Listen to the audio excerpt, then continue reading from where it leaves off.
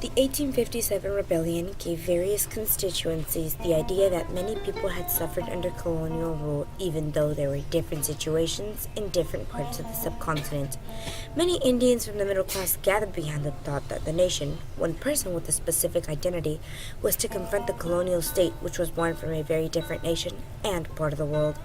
Indians from across the country were brought together to debate the idea and vision of the nation. With grievances being shared across diverse groups such as racism and high taxes, other hardships and objections to colonial rule were unique to a particular group. For instance, we have already seen where the Indian National Congress, Bal Gangar Tickle, and Sir Khan differed in the approach to organization and addressing the British.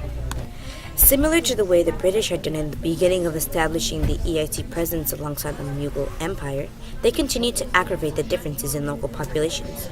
Ruling from London and Calcutta, the British were able to utilize religious identities to prove the differences among the Indian populations.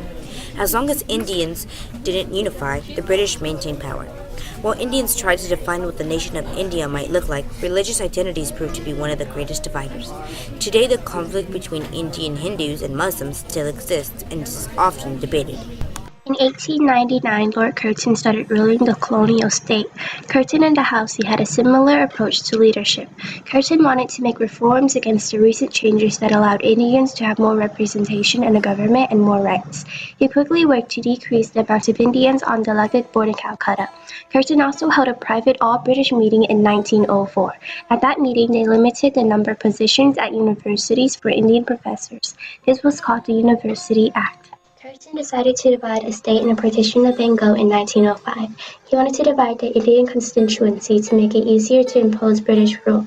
Curzon also tried to separate the Hindus and the Muslims who lived together peacefully. After 6 years of Indian resistance, the British revoked the partition of Bengal in 1911. 3 new states were then formed. Their names were Bihar, Orissa, and Assam. Organizations that were like the Congress tried to petition the colonial government.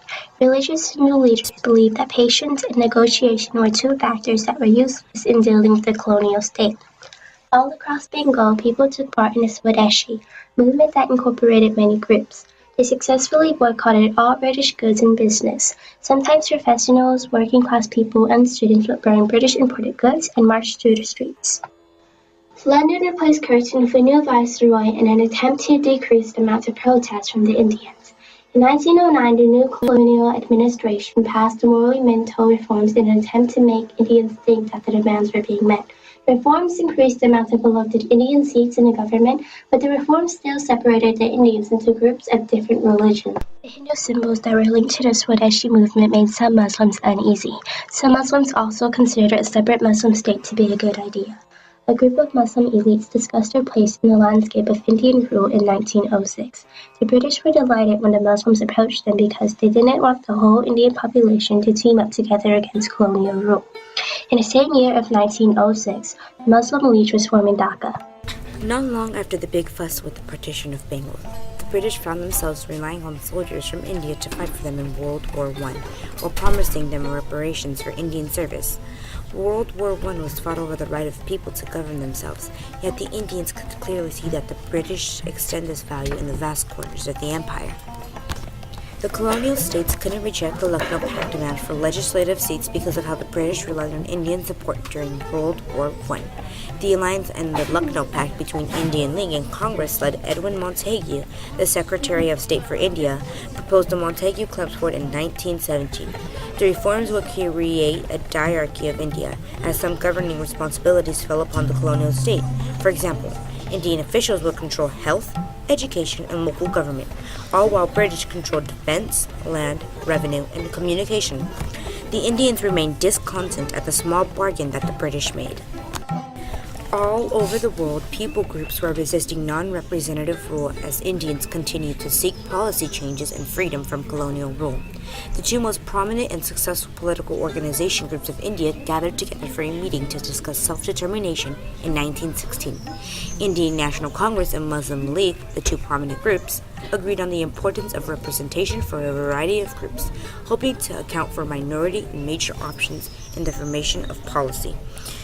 Both parties decided that it was best to keep the separate constituency for Muslims, set out into the monumental reforms in place.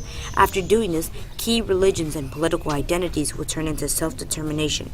This agreement between the Congress and the Muslim League resulted in the Lucknow Pact of 1916.